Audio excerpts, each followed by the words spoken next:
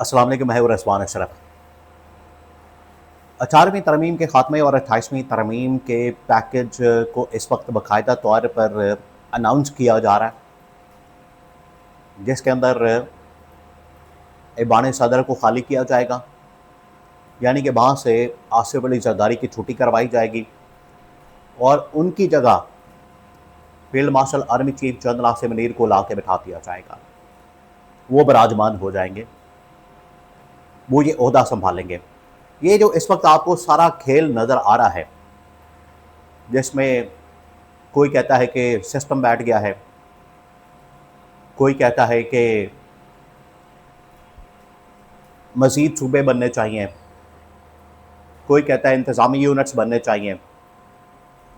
कोई कहता है मुल्क नहीं चल रहा, कोई कहता है इकॉनमी बैठ गई है,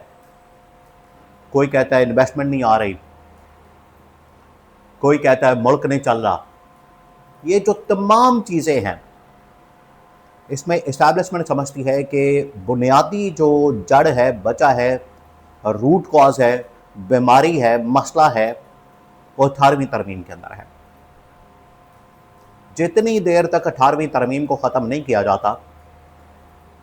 उतनी देर तक इन तमाम मसाइल को हल नहीं किया जा सकता, या कम अज़ कम इनके हल के लिए रास्ते का तयन नहीं किया जा सकता। वो रास्ता निकलेगा आखिरकार 18वीं तरमीम के खात्मे से।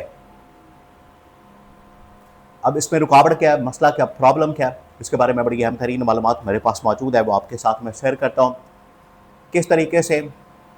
आसिफ अली जरदारी इस पर रुकावट बन के बैठा है, उसको प्रॉब्लम क्या है और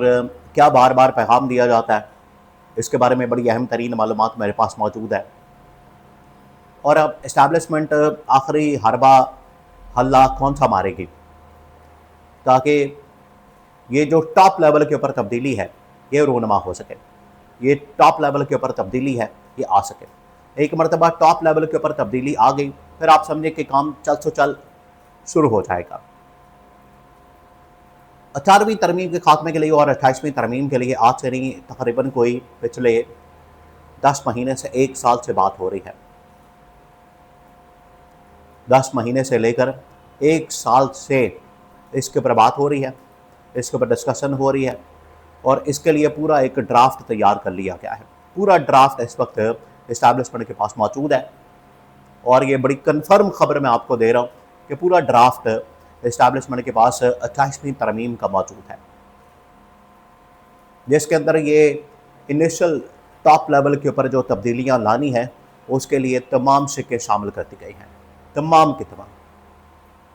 ऐवान सदर से आसिफ अली जरदारी को निकालने से लेकर और ऊपर वज़ीर आज़म शहबाज शरीफ की छुट्टी से लेकर पार्लिमानी निज़ाम को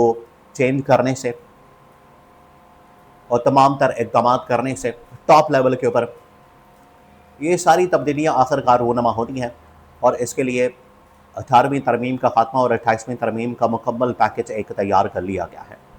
और ये मुकम्मल पैकेज इस वक्त इस्टेब्लिशमेंट की टेबल पर मौजूद है, उनके पास इसका ड्राफ्ट मौजूद है, और उसी के लिए यह सारा कुछ खेल खेला जा रहा है, उसी के लिए सारा शोर मचाया गया है, उसी के लिए यह सारा कुछ एक शतरंज की चाल बिछाई गई है, या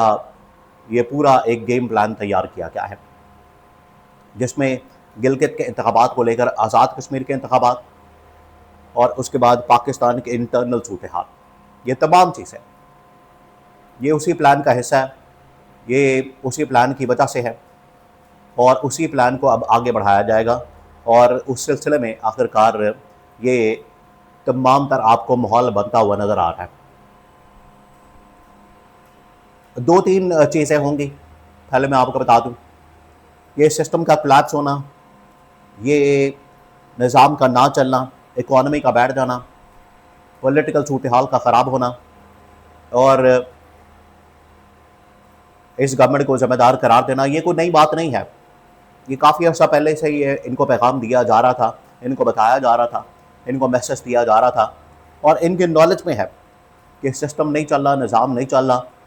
इकॉनमी नहीं चल रही, पॉलिटिकल स्टेबिलिटी नहीं आ रही, इंटरनेशनल लेवल के ऊपर पाकिस्तान का इमेज बेहतर नहीं हो रहा, इन्वेस्टमेंट नहीं आ रही, ये गवर्नमेंट के नॉलेज में है, लेकिन टाइमिंग देखी जाती है। सियासत के अंदर टाइमिंग देखी जाती है और उस टाइमिंग के हिसाब से आखिरकार हमला किया जाता है। वो टाइमिंग आ गई थी, वक्त आ गया था, मौका आ गया था, जिसकी वजह से इस्टेब्लिशमेंट ने ये मौका जानते हुए और इस टाइम को देखते हुए उन्होंने गवर्नमेंट के ऊपर, हुकूमत के ऊपर, जरदारी के ऊपर, शहबाज शरीफ के ऊपर हमला कर दिया और मोहसिन नकवी के थ्रू ये पैगाम पहुंचा दिया और बाद में आके DGISPR ने उसको एंडोर्स कर दिया। तो पीछे कहानी ये है, पीछे मामला ये है और इससे कम पर बात नहीं हो रही, इससे कम पर मामला तय नहीं हो सकता, इससे कम के ऊपर कॉम्प्रोमाइज़ नहीं हो सकता, इससे कम के ऊपर समझौता नहीं हो सकता, ये बात है। इसलिए ये तमाम चीज़ें आहिस्ता आहिस्ता उस तरफ जा रही है जहाँ से टॉप लेवल पर तब्दीली का आगाज़ होगा। टॉप लेवल के ऊपर ऐवान सदर से, वज़ीर आज़म हाउस से, पार्लिमानी निज़ाम से और फिर उसकी जगह सदारती निज़ाम ला के या एक indirect presidential form of government ला के, तो ये पूरा निज़ाम फिर आगे उसकी ओवरहॉलिंग शुरू कर दी जाएगी। ये है इस वक्त इस्टेब्लिशमेंट का मंसूबा और उसी सिलसिले में आपको ये सारी डेवलपमेंट्स होती नज़र आ रही हैं, उसी सिलसिले में आपको ये तमाम चीज़ें होती नज़र आ रही हैं। मोहसिन नकवी का स्टेटमेंट हो जाए या फिर DGISPR की एंडोर्समेंट हो जाए और उसके बाद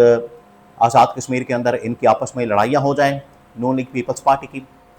ये तमाम की तमाम चीज़ें ये असल में जा रही हैं उस तरफ जहाँ पर 18वीं तरमीम को ख़त्म करके 28वीं तरमीम को लाना है। और ये मामला सिर्फ यहाँ तक रुकेगा नहीं, ये भी मैं आपको बता दूँ, ये मामला जाएगा 28वीं से 29वीं तरमीम, फिर उसके बाद 30वीं तरमीम, 31वीं, 32वीं, ये मामला चलता चला जाएगा जब तक दो चीज़ें हैं, या तो इस्टेब्लिशमेंट मुकम्मल कंट्रोल नहीं कर लेती इस निज़ाम के ऊपर, या फिर बेहतरी के कुछ चांसेस नज़र आना शुरू नहीं हो जाते, तब तक ये तब्दीलियाँ, ये तरामीम, ये सब कुछ होता रहेगा।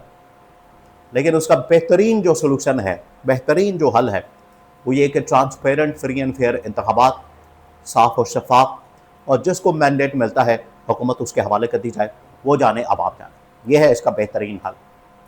बाकी जितने सलूशन है, बाकी जितने